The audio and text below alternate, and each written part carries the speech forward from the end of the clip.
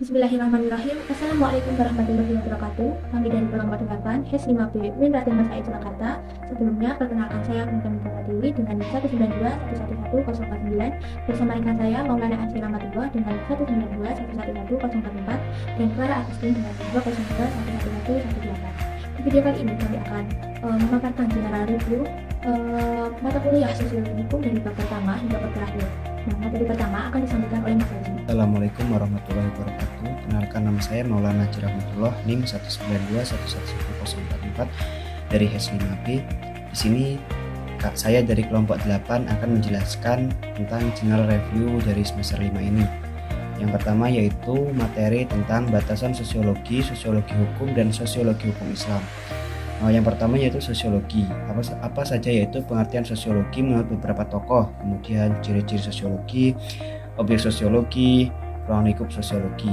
Kemudian yaitu pengertian sosiologi hukum.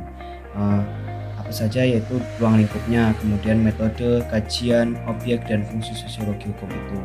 Dan yang terakhir yaitu sosiologi hukum Islam, bagaimana pengertian sosiologi hukum Islam itu dan bagaimana pandangan terhadap hukum Islam dalam sosiologi. Kemudian yaitu materi yang kedua, hukum Islam dalam tarik-menarik antara wahyu dan akal, kesatuan dan keragaman, dan otoritarisme dan liberalisme. Di sini terdapat karakteristik hukum Islam yang menjelaskan. Yang pertama yaitu apa pengertian wahyu dan akal, kemudian kesatuan dan keragaman itu apa, dan yang ketiga otoritarisme hukum Islam, dan yang keempat yaitu liberalisme hukum Islam di Indonesia. Kemudian materi yang ketiga yaitu hukum Islam dalam tarik-menarik antara idealisme dan realisme, hukum dan moral, stabilitas dan perubahan. Di materi ini menjelaskan pengertian dari idealisme dan realisme, yaitu dan bagaimana idealisme dan realisme itu dalam hukum Islam. Kemudian hukum dan moral, apa saja yaitu makna hukum dan moral, dan bagaimana hukum dan moralitas itu dalam pandangan Islam. Kemudian stabilitas dan perubahan. Di materi ini yaitu apa saja konsepnya stabilitas dalam hukum Islam dan perubahan dalam hukum Islam itu seperti apa. Kemudian yang keempat, hukum Islam pada zaman Nabi.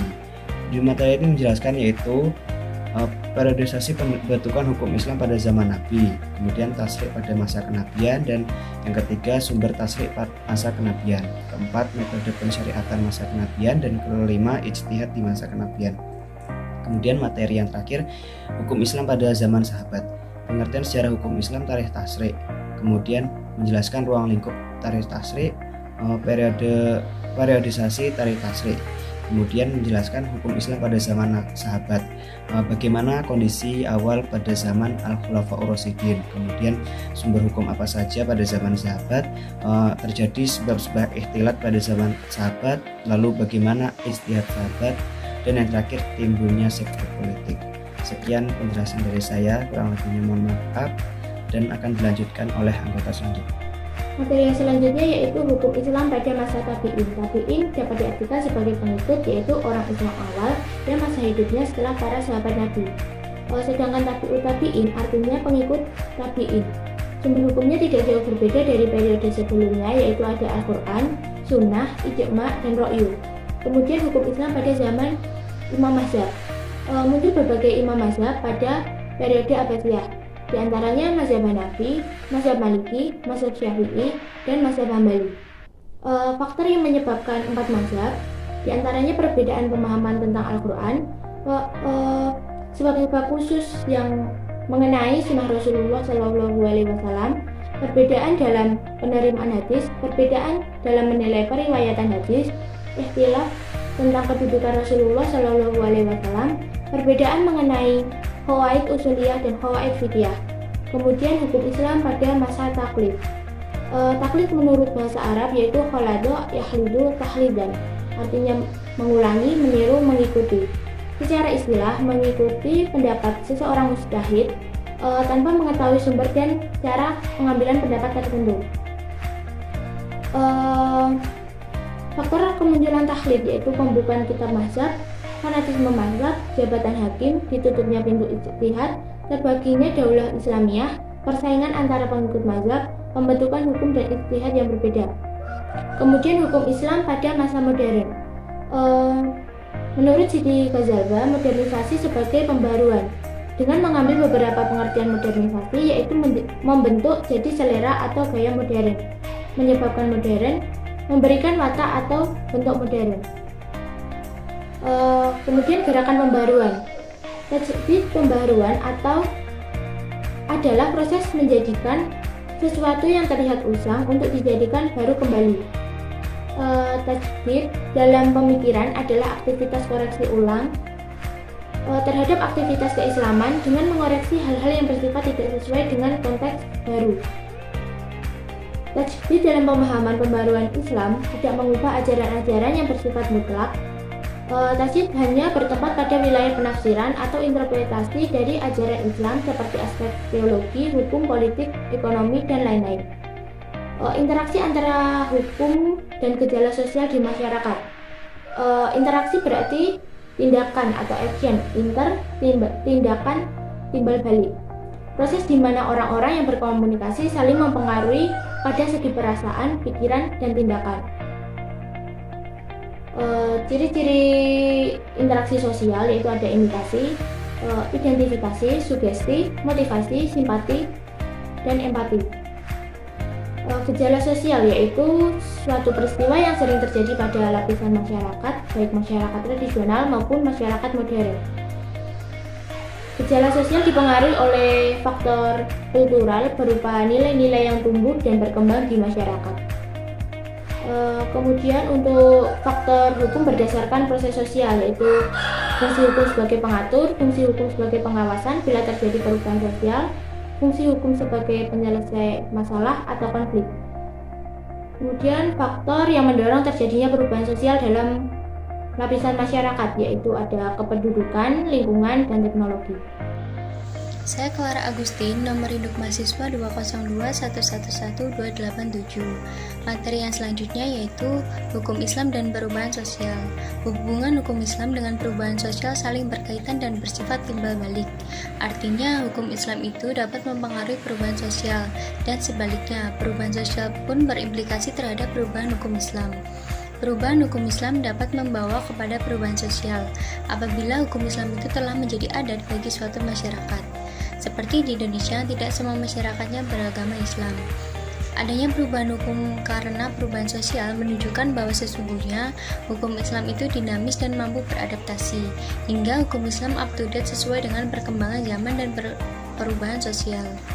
Materi yang selanjutnya yaitu hukum sebagai sarana untuk merubah masyarakat. Dalam kehidupan bermasyarakat, hukum memiliki peranan penting dalam rangka menjaga ketertiban dan ketentraman.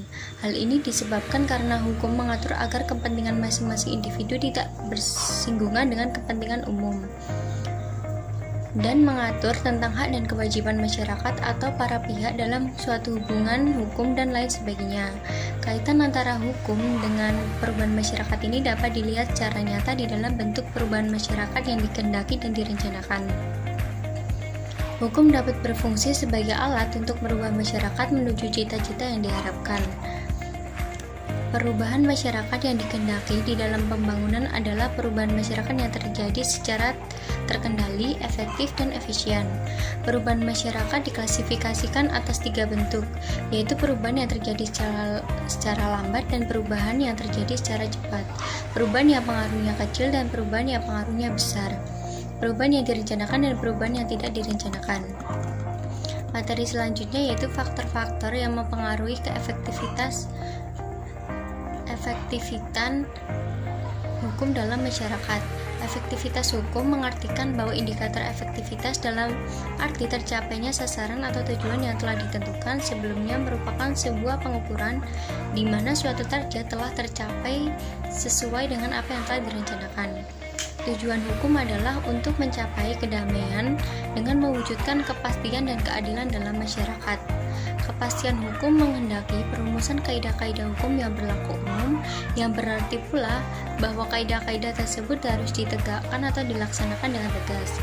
Faktor-faktor yang mempengaruhi efektivitas hukum yaitu yang pertama, faktor hukumnya sendiri, yang kedua, faktor penegak hukum, yang ketiga, faktor sarana atau fasilitas yang mendukung penegakan hukum, yang keempat, faktor masyarakat, dan yang kelima, faktor kebudayaan.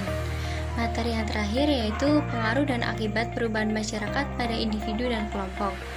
Perubahan sosial secara umum diartikan sebagai suatu proses pergeseran atau berubahnya struktur di dalam masyarakat yang meliputi pola pikir, sikap, serta kehidupan sosial untuk mendapatkan penghidupan yang lebih baik.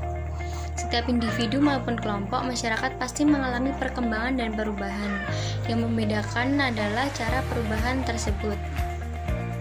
Ada dua dampak dari pengaruh perubahan masyarakat, kelompok, dan individu, yaitu dampak positif dan dampak negatif. Dampak positif dari perubahan masyarakat yaitu masyarakat mampu menyesuaikan diri dengan perubahan sosial, dan dampak negatifnya yaitu masyarakat tidak mampu menyesuaikan diri dengan perubahan yang ada. Lebih parahnya akan ada aksi demonstrasi, protes, dan kriminalitas.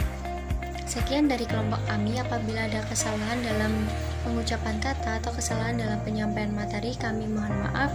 Wassalamualaikum warahmatullahi wabarakatuh.